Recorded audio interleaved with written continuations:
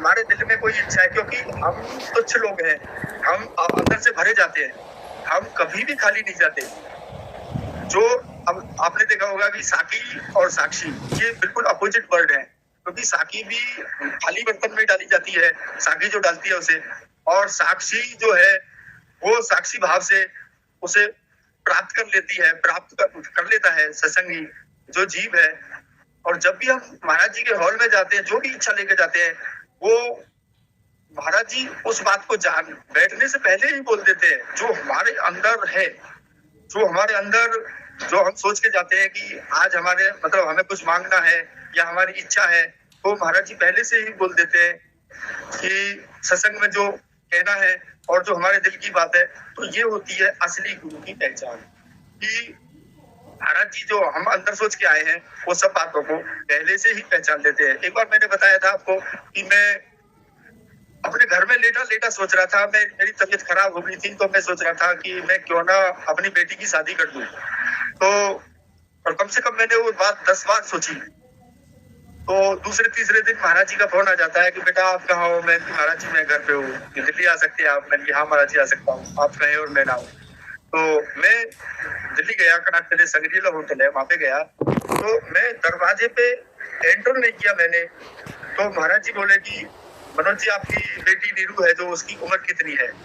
मैंने बोला महाराज जी 20 की 20 की हो जाएगी, वो नवंबर था शायद जब, तो जनवरी में 20 की हो जाएगी। तो महाराज जी ने बोला कि मनोज जी इसकी शादी आपको नहीं करनी है, इसकी शादी मैं करूंगा, और इसकी शादी के बारे में आप चिंता करनी छोड़ दें। तो ऐसे हमारे इष्ट हैं। अब हम मतलब चमत्कारी गुरु है जो हमें चमत्कार दिखाते रहते हैं, क्योंकि बगैर चमत्कार के नमस्कार नहीं होता, क्योंकि हम तो तुच्छ लोग हैं, उस अवस्था में है नहीं जिस अवस्था में हमें होना चाहिए। और हमें उन चमत्कारों की जो आभास होता है उससे हमें पता चलती है कि हाँ गुरु ने बिल्कुल हमारी बातों को, जो हम घर पे बैठे सोचते हैं और गुरु 200 किलोमीटर दूर बैठे हैं, वो वहीं से उन्हें आभास हो जाता है कि ये क्या सोच रहा है। तो ऐसे ऐसे चमत्कारी गुरु है, ऐसे ऐसे चमत्कारी गुरु जो हमारे हैं इष्ट, जो हमारे मालिक मानते हैं हम, जो मालिक है हमारे कुल मालिक है, और उनकी दया दृष्टि हम पे हमेशा बरसती रहती है। तो ऐसे ही एक दो और चमत्कार है कि मेरे हाथों में कंपन हो गई थी और मैं डॉक्टरों के पास गया था, 2-3 हॉस्पिटलों में गया, तो सबने ये कह दिया था कि आपको जेनेटिक बीमारी है। तो मैं तो बड़ा मायूस हो गया और 2-3 महीने कंटिन्यू वो चली रही थी। मैं बिल्कुल आपको सच्चाई बता रहा हूँ, अपने अनुभव से बता रहा हूँ कि मैं कोई बिल्कुल बनावटी बात नहीं कर रहा, कि मैं कोई झूठ बोल रहा हूँ।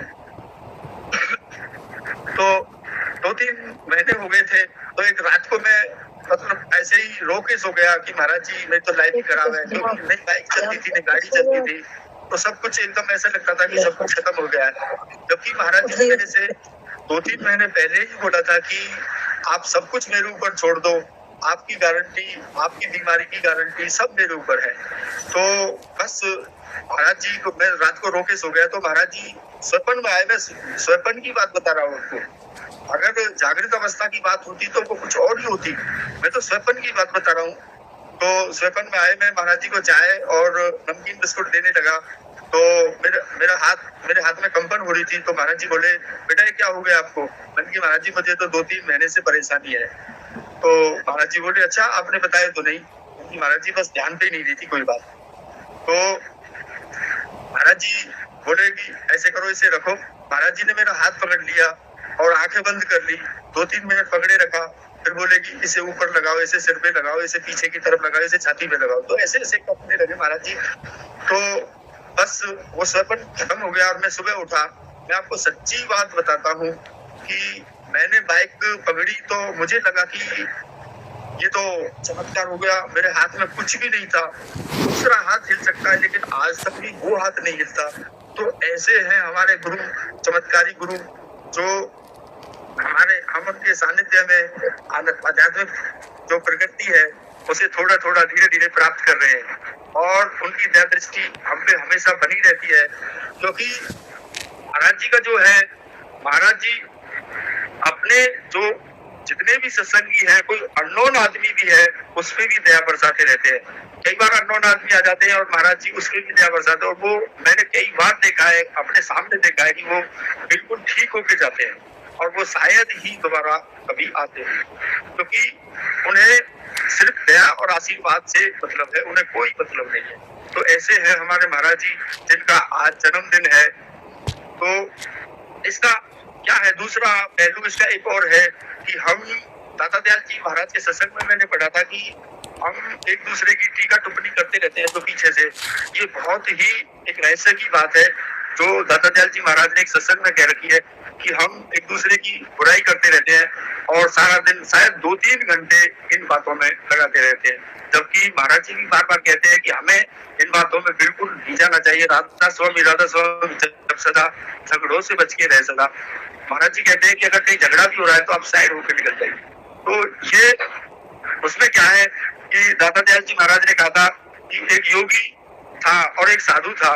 तो योगी बार बार अपने मान बढ़ाई में, दूसरों की बुराई में उसने इतना धन इकट्ठा कर लिया था कि बस उसने अपना मंदिर महल सारे कुछ बना लिए थे। उसकी बगल में एक साधु रहता था, तो वो अपने शिष्यों से यही कहता था कि आप ध्यान करें, आप सच्चाई के रास्ते पे चले, आप सच्ची बात करें। जबकि योगी हमेशा दूसरों की बुराई कर करके धन इकट्ठा कर लेता, धन कलेक्ट करता था। तो जब उस योगी का भंडा खुला तो जो साधु के सत्संगी थे उन्हें मालूम हुआ कि हाँ, यहाँ पे झूठ थी और यहाँ पे सच्चाई थी। तो महाराज जी बार बार कहते हैं जितने भी हमारे गुरु है, ये सच्चाई का रास्ता है, ये सच्चाई का मंदिर है, यहाँ हमारी एक भी बात झूठ नहीं चलेगी। ये सच्ची जो हमारी आस्था है और जो हमारा विश्वास है, जो हमारा समर्पण है, वो ही यहाँ पे चलेगा। यहाँ पे कभी कोई झूठ नहीं चल सकता, क्योंकि दाता दयाल जी महाराज ने कहा था कि जो दूसरे की बुराई करता है, शायद मैं तो कहूंगा कि नरक में भी उनको जगह ना मिले। ये बात दाता दयाल जी महाराज ने अपने एक सत्संग में कही थी, मैंने सत्संग को पढ़ा था। तो ये होती है उसकी बात। अब होता क्या है कि जो हम दूसरे के ऊपर जो सोचते हैं या दूसरे की बुराई करते हैं, वो हमारे ऊपर कई गुना होके आता है। अब हमारे ऊपर जो हम बात करते हैं, किसी की बुराई करते हैं, पहले तो उसके कर्म करते हैं उन बातों से कि जो हमने, और उसके कर्म हमारे ऊपर आते हैं, क्योंकि हम उसकी बुराई कर रहे हैं तो उसका कर्म हमारे ऊपर 100% आएगा और कई गुना होके आएगा और बदले में उसके कर्म कटेंगे।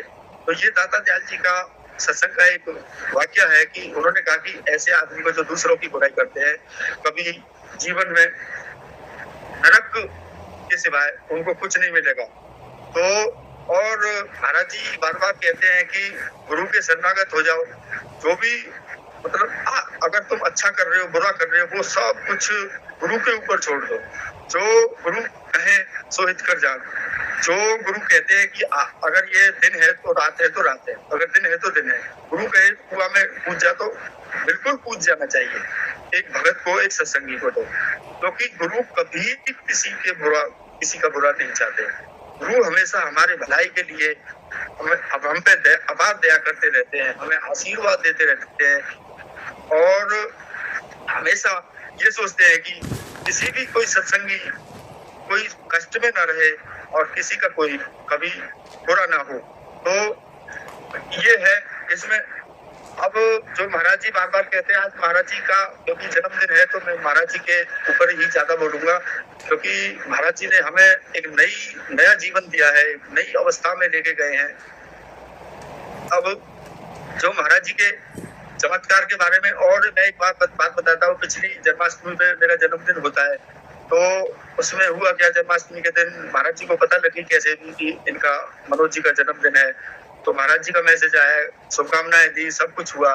तो फिर महाराज जी का, मैं एक चमत्कार की बात बता रहा हूँ कि हमारे जैसे तुच्छ प्राणी के लिए महाराज जी कितना कुछ कर सकते हैं, कितना कुछ दे सकते हैं, कि बिना मांगे दे सकते हैं। तो महाराज जी का 1 बजे फिर मैसेज आया, बोले कि मैं धाम पे आ रहा हूँ, जबकि उनका कोई प्रोग्राम नहीं था। और फिर बोले कि आज मनोज जी का जन्मदिन मनाएंगे। तो हमें भी बड़ी खुशी हुई कि महाराज जी धाम पे आ रहे हैं, सत्संग होगा और महाराज जी के दर्शन होंगे।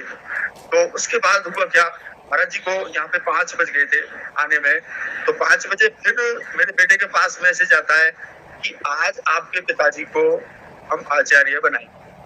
तो मेरे तो माथे पे पसीना आ गया, क्योंकि मैं तो कभी ऐसा काम कभी ना किया, ना मैं कर सकता था, कि ना मेरी औकात थी, ना मैं कोई हैसियत मेरी कि मेरा कोई इतना बड़ा जो वो हो कि भक्ति की मैं उन सब चीजों को मैं कर पाऊं।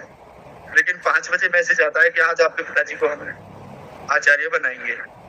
और नरेश जी के पास फोन कर दिया था महाराज जी ने कि कोई वीआईपी आदमी आ रहा है, उनके लिए एक सौल और नारियल और बोला रखें। तो महाराज जी आए, सत्संग दिया, 7 बजे से सत्संग शुरू हुआ। तो सत्संग खत्म हो गया था। अब महाराज जी ने बस शुरुआत की कि आज मनोज जी का जन्मदिन है, नया जन्मदिन है। और महाराज जी ने जो बात कही वो मुझे आज तक भी याद है, मेरी आंखों में आंसू आ जाते हैं कि ये मेरा बहुत प्यारा बच्चा है। बस मैं तो वहीं पे ही बिल्कुल शून्य हो गया था। और उसके बाद महाराज जी ने मुझे बस आचार्य बनाया और सब कुछ किया जो प्रोसेस होता है। उसके बाद मैंने महाराज जी से हाथ जोड़ के कहा, महाराज जी मैं मंदिर की सेवा कर लूंगा, महाराज जी मेरे बस की ये काम नहीं है। तो महाराज जी बोले, मनोज जी कोई नहीं, आप सब कुछ ठीक हो जाएगा, आप चिंता ना करें। वो ऐसे ऐसे चमत्कार महाराज जी करते रहते हैं। अब उनका हम क्या कह सकते हैं कि हमारी समझ से भी वो परे है, क्योंकि हम उन बातों उस अवस्था में है नहीं जो हम कर सकते हैं। और बाकी जो महाराज जी की मौज है वो रहेगी, महाराज जी जो चाहेंगे वो होगा। उसके बाद जो हमसे बनेगा, जो महाराज जी हमसे कराएंगे वो हम करेंगे।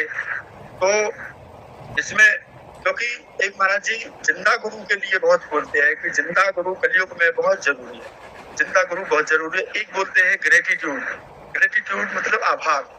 अगर हमारे पास हमारे साथ कोई भी घटना होती है, हम उसका आभार करें कि आज हमारे साथ ये हुआ। जितने भी एक्ट दिन में हुए हैं कि आज हम उनका आभार है, हमारे मालिक का आभार है, हमारे गुरु का आभार है कि आज हम इतने अच्छा दिन बिताया कि हमने पूरा दिन आज खुशी में और अच्छे कामों में बिताया। तो शाम को हम उसमें ये होता है कि मेडिटेशन ऑफ ग्रेटिट्यूड, कि ध्यान में आभार कि आज हमारा बहुत अच्छा दिन गया, आज जो हम करना चाहते थे वो हमारा काम पूर्ण हुआ, हम स्वस्थ हैं, हमारी कोई जीवन में हमारे शरीर में कोई बीमारी नहीं है और हम मालिक से जुड़े हुए हैं। तो उसमें हम ग्रेटिट्यूड आभार प्रकट करें अपने गुरु का, अपने मालिक का, कि हम जो आपने दिया है उसमें हम संतुष्ट हैं। क्योंकि जब हम सब कुछ गुरु को सौंप देते हैं तो कभी हमारे साथ कोई बुरा नहीं होता। बुरा कब होता है? जब हम फिकल माइंड हो जाते हैं, हमारा दिमाग चंचल हो जाता है, हमारा दिमाग अपवित्र हो जाता है कि हम उस मालिक की डोर से दूसरी तरफ चलने लगते हैं। तो हमें लगता है कि अब हम दुखी हैं, क्योंकि हमारा फिकल माइंड हो जाता है, चंचल दिमाग रहता है, जो उसे चंचल दिमाग कहते हैं। क्योंकि चंचल दिमाग जो होता है फिर वो मालिक से दूसरी तरफ ले जाने की कोशिश करता है। जबकि अगर हम शरणागत रहेंगे उस परम तत्व, उस परम आधार के साथ और जो हमारे मालिक के कुल है उनके साथ, तो हमें कोई दुनिया की कोई चीज, कोई आपत्ति हमें परेशान नहीं कर सकती और हमारा सूल का कांटा बन जाएगा। क्योंकि कष्ट आते रहते हैं। अब दो भगत थे आपस में, नहीं भगत, एक भगत था और एक अय्यास था, दारूबाज था। तो वो सब कुछ करता था लेकिन भगत अपनी भक्ति में लीन रहता था। अब हुआ क्या, उस दिन गंगा किनारे भगत जो भगत था, जो गुरु के, जो मालिक के रोजाना नाम लेता था, हुआ क्या, उसके पैर में कांटा लग गया और वो उसकी ब्लीडिंग होने लगी। और जो दूसरा था उसे गंगा किनारे ही एक सोने का सिक्का पड़ा मिला। तो जो भगत था उसने बोला कि मुझे क्या फायदा, मैं दो गुरु और मालिक को मानूं, जब वो इतनी वो करता है, वो कोई गुरु भक्ति नहीं करता, वो दारू पीता है, वो सारे जो बुरे काम है वो करता है, उसे सोने का सिक्का मिला है और मुझे पैर में कांटा, मतलब वो कांच लगा है, तो मैं क्यों गुरु को मानूं। तो भागा, उसके बाद वो अपने गुरु के पास गया और वहीं गुरु के पास एक वो बैठे थे एस्ट्रोलॉजी ज्योतिष आचार्य। तो उन दोनों से उसने पूछा कि महाराज ये क्या है, मैं तो दिन रात गुरु का नाम लेता रहता, अपने इष्ट का नाम लेता रहता और मेरे साथ ऐसा हुआ, और जबकि उसे वो कितने बुरे कर्म करता है, उसे सोने का सिक्का मिला, तो ऐसा क्यों हुआ। तो उनके गुरु बैठे थे जो, और ज्योतिष आचार्य बैठे थे, उन दोनों ने कहा कि बेटा आपको आपकी ये टांग कटनी थी आज, जो सूली का कांटा बना है, और उसे आज राज्याभिषेक होना था, वो राजा बनना था, जो उसे एक सोने का सिक्का मिला है, क्योंकि उसके प्रारब्ध अब धीरे धीरे कम होने लगे हैं। और आपकी जो सच्चाई है, जो भक्ति है आपकी, उसने आपकी जो कष्ट है उसको सूली का कांटा बना दिया है। तो ये होता है हमारे प्रारब्ध, और जो हमारी सच्चाई का रास्ता है, जो हम गुरु से या मालिक से जुड़े रहते हैं, क्योंकि वो हमें कभी भी कष्ट नहीं देने देते, क्योंकि उनका जो उनकी दया दृष्टि है वो हमेशा हमारे सर पर बनी रहती है। उससे क्या होता है कि हम एक निडर, और जब तक हमारे अंदर भय रहेगा, जब तक हम कभी भी मालिक को प्राप्त नहीं कर सकते, कभी भी आध्यात्मिकता प्राप्त नहीं कर सकते। क्योंकि जब हम निडर होंगे और ये रहेगा हमें कि हमारे ऊपर हमारा इष्ट बैठा है, हमारा दुनिया में कोई बिगाड़ने वाला कुछ नहीं है, तो हमें लगेगा कि अब हमारे ऊपर गुरु की दया है, और हमारे इष्ट हैं जो, वो हमारे अंग संग रहते हैं। क्योंकि जब भी हमारे साथ मालिक अंग संग रहते हैं, तो उसमें है क्या कि हमारी को रक्षा करते हैं, प्रोटेक्ट करते हैं। अब नाम जप क्या है, नाम जप यही तो है कि हम कि अगर हम खाली बैठे तो अपना नाम जप करते रहे, और सुबह शाम हो तो अपना ध्यान करते रहे। क्योंकि मैं तो एक छोटा सा बहुत बच्चा हूँ, मेरी उम्र तो इतनी है नहीं कि मैं सबको ज्ञान दूं। तो इन्हीं शब्दों के साथ मैं राधा स्वामी ज्योति बहन जी से प्रार्थना है कि वो आए, और महाराज जी का आदेश है वो भी कुछ बोले। राधा स्वामी।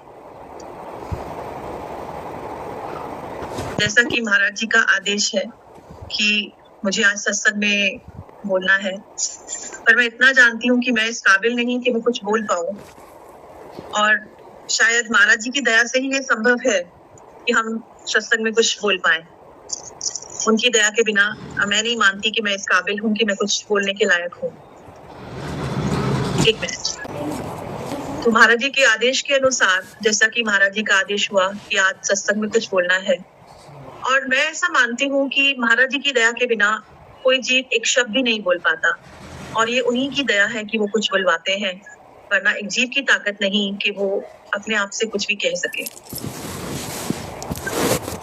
हम सब जीव परमात्मा की खोज में लगे हैं, और अपनी बुद्धि के अनुसार कोई जप तप कर रहा है, कोई तीर्थों में, पुण्यदान में, मंदिर में, मस्जिद में, गुरुद्वारे में या गिरजाघरों में उस परमात्मा को ढूंढ रहा है। लेकिन परमात्मा कहीं बाहर नहीं है, वो हमारे अंदर है, और जिसे भी मिला है अपने अंदर से ही मिला है, और जिसे भी मिलेगा अपने अंदर से ही मिलेगा। अगर कोई लेबोरेटरी है जहां जाकर हम परमात्मा की खोज कर सकते हैं, तो वो है हमारा शरीर या देह। लेकिन हम मनमुख जीव उसे बाहर ढूंढने में लगे हैं। शाही की वाणी है, हर मंदिर ए शरीर है, ज्ञान रतन प्रगट होई। हमारा शरीर ही ईश्वर का मंदिर है। जब भी हमें उस ईश्वर से मिलने का फक्र हासिल होगा, तो वो हमें अपने शरीर या वजूद से ही हासिल होगा। ऋषि मुनियों ने भी हमारे शरीर को नर नारायणी देखा है। हमें जब भी परमात्मा मिलेगा, कहीं बाहर से नहीं बल्कि अपने अंदर से ही मिलेगा। अब मन में ये ख्याल आता है कि हमें वो परमात्मा नजर क्यों नहीं आता। जब भी हम आंखें बंद करते हैं तो हमें या तो सिर्फ अंधेरा ही अंधेरा दिखाई देता है, या फिर वो चीजें जिनका हम दिन रात ख्याल करते हैं वही हमारी आंखों के सामने आती हैं। पांचवी पातशाह ये कहते हैं कि दोनों इकट्ठा रहते हैं, एक घर में रहते हैं, लेकिन दोनों का आपस में मिलाप नहीं है। आत्मा और परमात्मा दोनों एक ही शरीर में रहते हैं, आत्मा ने कभी उस परमात्मा के दर्शन नहीं किए और ना ही कभी ये सुहागन हुई। इसका कारण है हमारे और परमात्मा के दरमियान अहम या मैं का पर्दा। हम इस संसार में हर चीज को अपना मान कर बैठे हैं। मेरी औलाद, मेरा परिवार, मेरी पत्नी, मेरी जायदाद वगैरह वगैरह।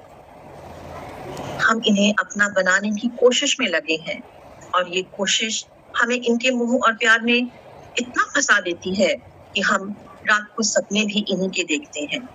इसीलिए गुरु नानक साहब ने कहा है, मन जीते जग जीत, कि जिसने इस मन पर जीत पा ली उसने इस संसार को बनाने वाले को भी जीत लिया। सभी झगड़े मन के हैं। इसीलिए स्वामी जी महाराज ने भी कहा था,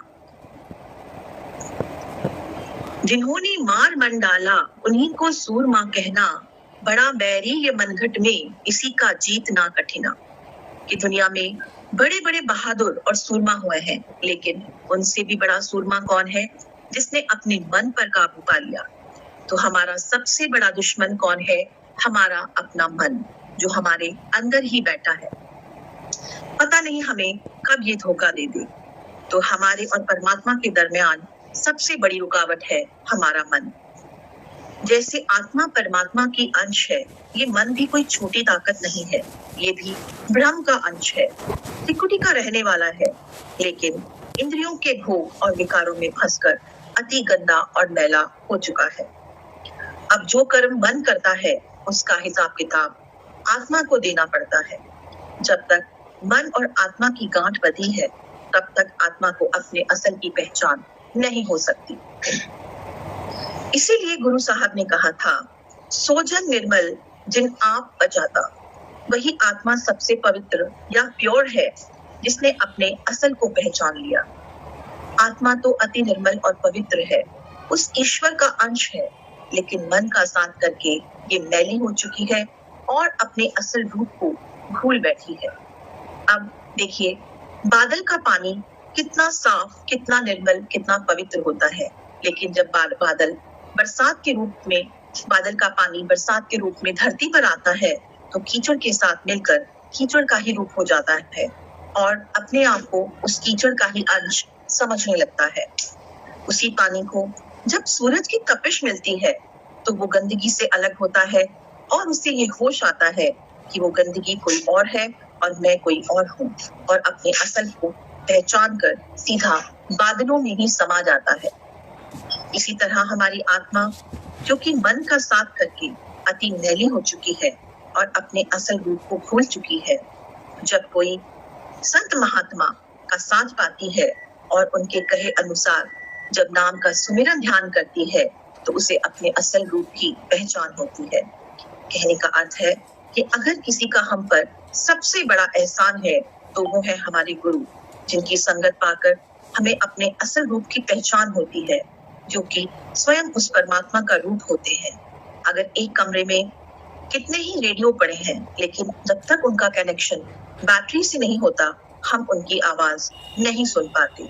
इसी तरह उस परमात्मा का साक्षात्कार करने के लिए हमें किसी ऐसे संत महात्मा की संगत करनी पड़ेगी जो स्वयं परमात्मा से कनेक्टेड है। मैं कहूंगी जो खुद परमात्मा का रूप है, और उनसे जुड़कर ही हमें परमात्मा का साक्षात्कार हो सकता है। अब ऐसे संत महात्मा की पहचान क्या है? उनकी पहचान है पहले उनका रूप। उनका रूप ऐसा है कि जिसको देखकर हमारा मन आनंदित होता है, जिनकी वाणी को सुनकर हमारा मन आनंदित होता है, और उनकी दृष्टि में सभी समान हैं, ना कोई छोटा और ना कोई बड़ा। और वो सिर्फ देने के लिए आए हैं, वो किसी से कुछ लेना नहीं चाहते, वो सिर्फ देने आए हैं। अब ऐसे संत महात्मा को पाकर, उनके हुक्म पर चलकर ही हम उस परमात्मा का साक्षात्कार कर सकते हैं। हम बहुत भाग्यशाली जीव हैं।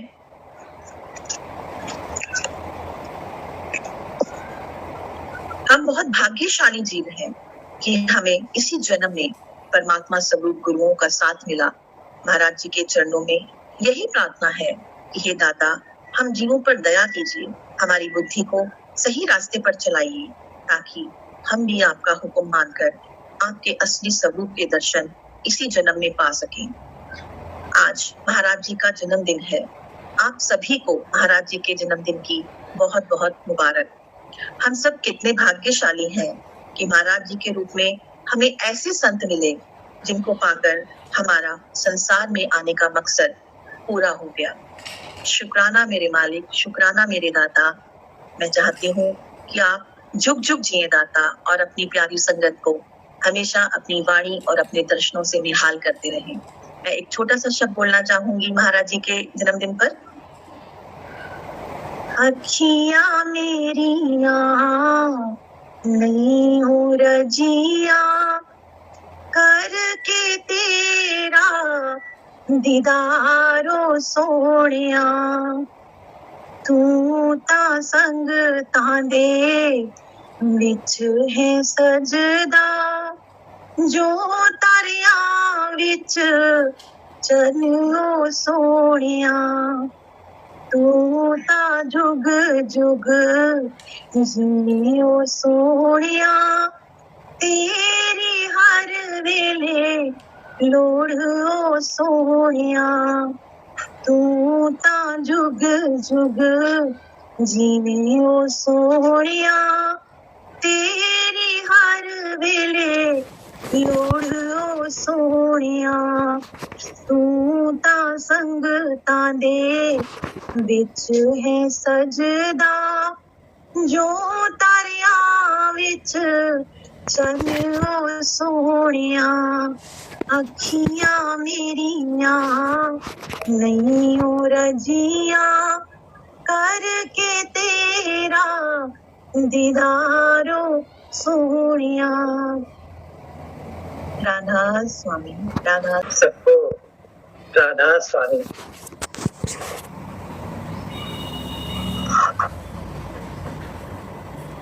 हमारे सद्गुरु महाराज जी के चरणों में कोटि कोटि। हमारे संत सद्गुरु भक्त के भौतिक शरीर का जन्मदिन है।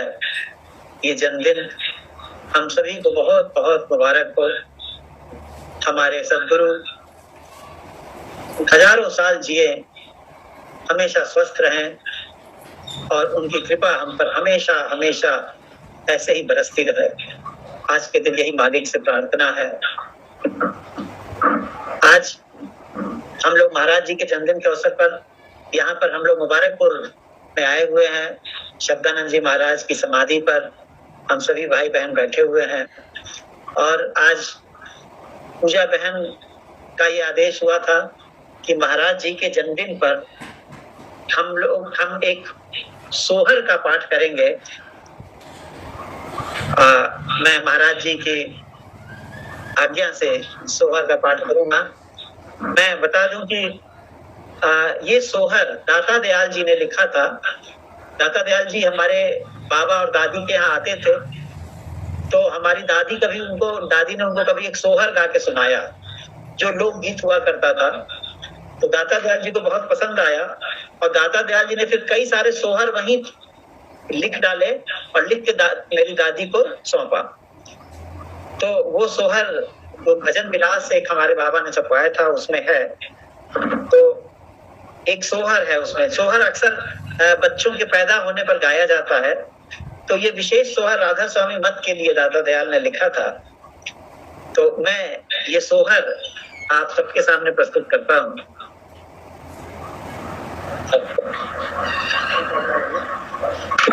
ये सब हम लोग भाई बहन मिलकर गाएंगे आज अपने सद्गुरु के जन्मदिन के अवसर पर। सोहर को सुने ताकि हमारे महाराज का जन्मदिन जो है वो बहुत खूबसूरती से सेलिब्रेट हो।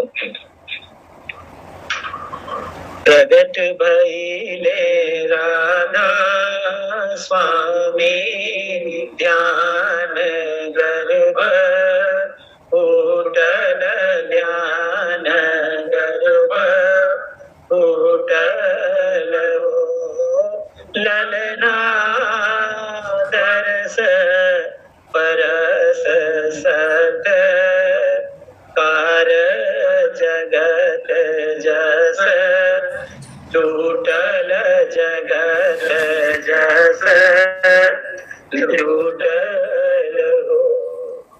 चहुदिस मंगल राग नाद धुने, गाजल नाद धुने, काजल हो। ललना त्रिकुटी महल अपार अनाहद, बाजल अनाहद बाजल हो। सूरत सखी रही झूम मगन मन, झूम मगन मन नाचद हो। ललना पी पी अमृत रस, सार निरत रही, मातल निरत रही, मातल। पंडित वेद उचारी चमुक पुराई, चमुक पुराई हो।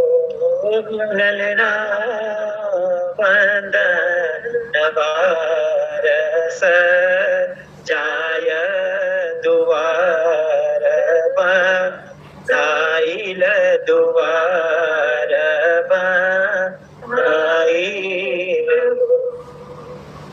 छवि पर बलि बलि जाय उमंग नावल, उमंग नावल हो। ललना भाग्यवती बनी, जाचक भक्ति पर मांगल, भक्ति पर मांगल। प्रगट भइले राधा स्वामी ध्यान गर्भ, कुंडल ध्यान गर्भ कुंडल हो। ललना दरस परसत, तार जगत जस, टूटल जगत जस टूटल। राधा स्वामी। इस सोहर में एक तुलनात्मक वर्णन किया गया है। जैसे किसी घर में किसी बच्चे का जन्म होता है तो जैसे खुशियां मनाई जाती हैं, बधाई बजती है, दरवाजे पर तोरण सजाया जाता है, चौक पुराया जाता है, पंडित वेद उचारते हैं। उसी तरह से इसमें तुलना किया गया है कि जब हम ध्यान में जाके और हमारे जो ध्यान में साधन करते हैं उसका गर्भ जब फूटता है और उससे जो हमको ज्ञान पैदा होता है, उससे जो हमको जब हमें शब्द का, जब हमें प्रकाश का अनुभव होता है, वो एक नया जन्म होता है।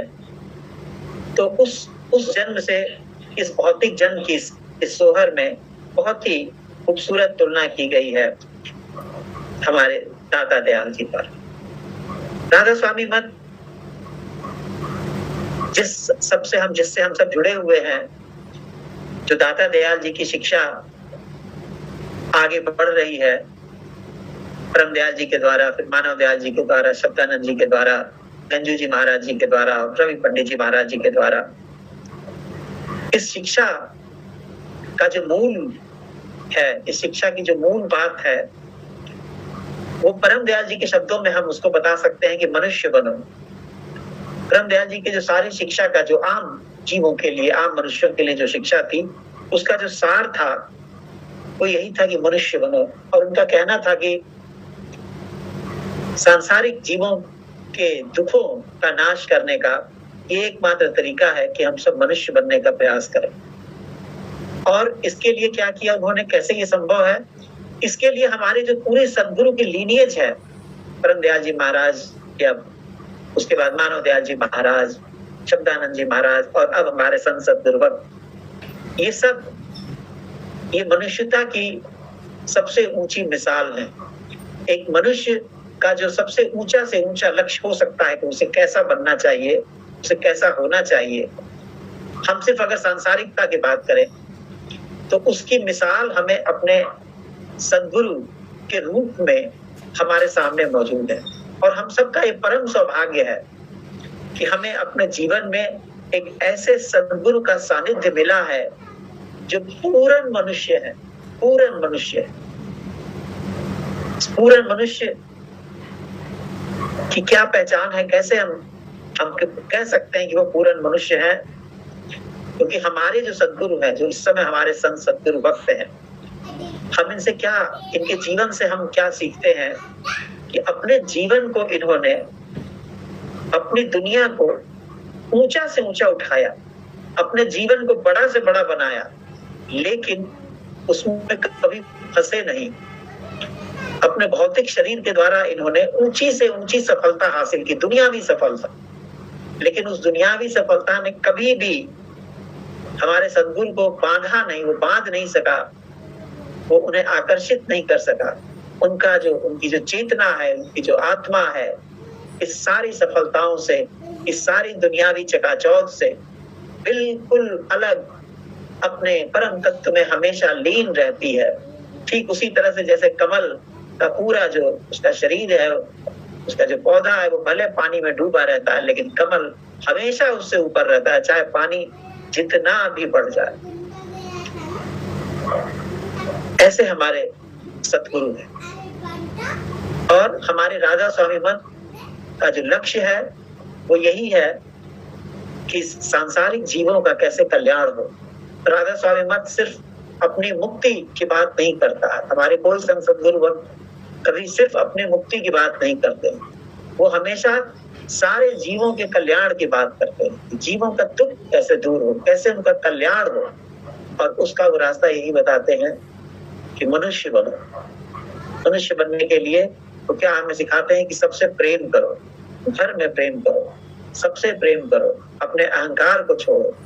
उसके बाद साधन में उतरने का ये जो ध्यान और साधना, ये तो आध्यात्मिकता, ये तो ऊंची बात है, उसकी बात की बात है। शायद हम सब लोग उसके अधिकारी भी नहीं बन पाते हैं, लेकिन जो सभी आम जीव हैं, जो आम मनुष्य जन है, उनके लिए जो उनकी शिक्षा है वो यही है कि मनुष्य बनो और अपने दुनियावी जीवन में चाहे जितनी सफलता हासिल करो, खूब सफलता हासिल करो। हमारे तो जो संत सद्गुरु भक्त है वो सबसे कहते हैं कि अपने जीवन में खूब तरक्की करो, खूब दुनियावी सफलता हासिल करो, लेकिन कभी भी उसमें फंसना नहीं है, कभी भी उसमें बंधना नहीं है। और हम आज अपने सद्गुरु की जन्मदिन के अवसर पर हम एक सद्गुरु का प्रिय शब्द और पढ़ेंगे जो हमारे सतगुरु के लिए ही है। ऐसा लगता है कि उन्हीं के लिए लिखा गया है। वैसे ये दाता दयाल जी का लिखा हुआ शब्द है, लेकिन ऐसा लगता है कि सतगुरु के लिए ही लिखा गया है। तो आज उनके जन्मदिन के अवसर पर ये छोटा सा 4 लाइन का शब्द जो हमारे महाराज को बहुत प्रिय भी है, तो बहुत प्रिय है, तो मैं इसको आज जरूर उसको पेश करना चाहूंगा। राजों के महाराज तुम, ये हमारे सतगुरु को बहुत प्रिय शब्द है। राजों के महाराज तुम मेरे सतगुरु स्वामी, राजों के महाराज तुम मेरे सतगुरु स्वामी। हमारे सतगुरु राजों के महाराज हैं, राजों के महाराज, राजा नहीं, राजों के महाराज।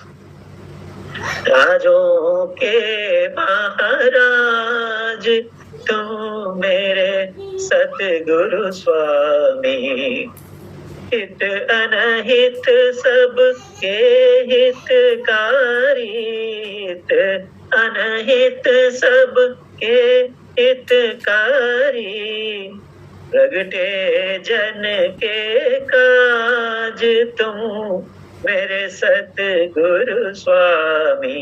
प्रकट हुए हमारे महाराज आज के दिन। क्यों प्रकट हुए? जन के काज, लोगों के कल्याण के लिए प्रकट हुए।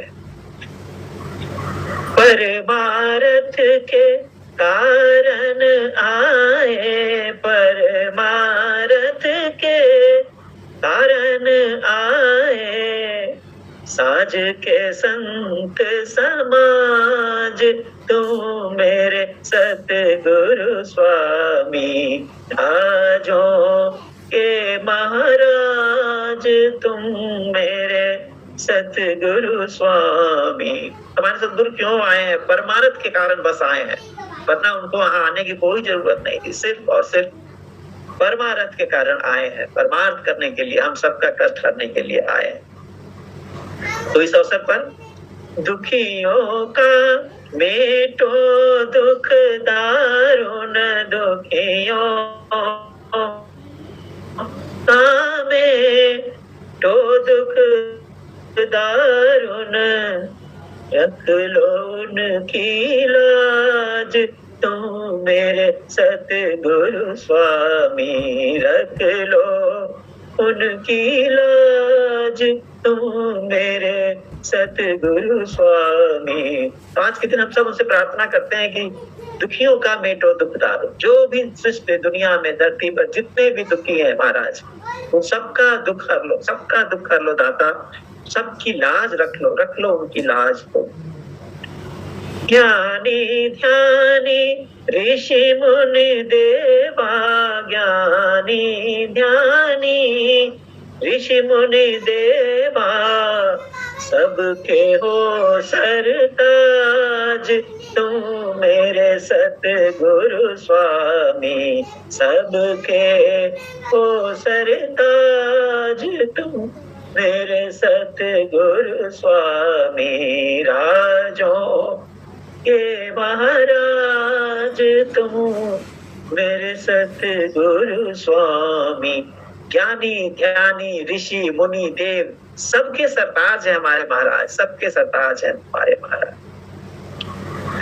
राधा स्वामी परम दयाला, राधा स्वामी परम दयाला, राधा स्वामी परम दयाला, चरण शरण दो आज तुम मेरे सतगुरु स्वामी। चरण शरण दो आज तुम मेरे सतगुरु स्वामी। राजों के महाराज तुम मेरे सतगुरु स्वामी। राजों के महाराज तुम मेरे सतगुरु स्वामी। राजों के महाराज तुम मेरे सतगुरु स्वामी। राधा स्वामी। तो आज हमारे सतगुरु का जो भौतिक शरीर का जन्मदिन है, उस जन्मदिन के अवसर पर हम किसी के जन्मदिन पर कुछ तोहफा देते हैं। हम अपने सतगुरु को क्या तोहफा दे सकते हैं? आज हमारे पास क्या है, उनको क्या तोहफा दे सकते हैं? हमारी समझ से एक ही तोहफा दे सकते हैं कि हम सब ये वचन दें कि हम कोशिश करेंगे कि हम जितना हो सके सतगुरु के बताए वचनों पर चलेंगे। हमारे सतगुरु के वचन अनमोल हैं, वो हर किसी को उसके अनुसार वचन देते हैं, हर किसी को उसके अनुसार युक्ति बताते हैं कि उसका जीवन कैसे सफल हो सकता है। और कुछ युक्तियां होती हैं जो सबके लिए होती हैं कॉमन। तो हम सतगुरु को ये वचन दे आज कि हम उनके बताए हुए वचनों पर चलने का पूरा पूरा पूरा प्रयास करेंगे। सतगुरु हमें क्या क्या सिखाते हैं? सतगुरु हमें एक तो साध पुरुष के जो 7 गुण हैं वो सिखाते हैं कि सहे कुशब्द वाद को त्यागे। अगर कोई हमें कुशब्द भी कहता है तो हमें उसको सह लेना है, हमें वाद विवाद को छोड़ना है, वाद विवाद में हमें नहीं पड़ना है। दया राखे, जितना हो सके सब पर दया रखना है। धर्म को पाले, धर्म पर चलना है। धर्म पर चलने का मतलब है जो हमारा कार्य है, जो हमें जो हमारा गुण है, जो हमारा कार्य है, हम उस पर उसको ईमानदारी से पूरा करें। अपना सा जीव सबको जान, सबको अपना सा जीव हम समझे, सबको जैसे हम हैं, जो जिस बात से दुख हमें होता है उसी बात से सबको दुख होगा। अपने और दूसरों में हम भेद जितना हो सके मिटाने का कोशिश करें। अपना सा जीव सबको जान, काई मिले अविनाशी, तभी हम अपने अविनाशी से मिल सकते हैं। हम अपने अहंकार को छोड़ने का प्रयास करें, जितना हो सके अहंकार को छोड़ने का प्रयास करें और अपने सतगुरु से जितना हो सके प्रेम करें, निस्वार्थ प्रेम करें, निष्काम प्रेम करें, बिना कुछ पाने की इच्छा के प्रेम करें और फिर धीरे धीरे उस प्रेम को बढ़ाते बढ़ाते पूरे सारे संसार से उस प्रेम को बढ़ाएं, सबसे प्रेम करें, जो भी हमसे मिले सबसे प्रेम हो। हम यही वचन अपने गुरु को आज उनके जन्मदिन के तोहफे के तौर पर देना चाहते हैं और मैं अब आप सबसे क्षमा प्रार्थी हूँ अगर कुछ गलत बात हुई हो तो, और इसी के साथ मैं अपनी बात को समाप्त करता हूँ। आप सबको प्रेम से राधा स्वामी और आप सबको फिर से हमारे सद्गुरु के जन्मदिन बहुत बहुत बहुत मुबारक हो। राधा स्वामी।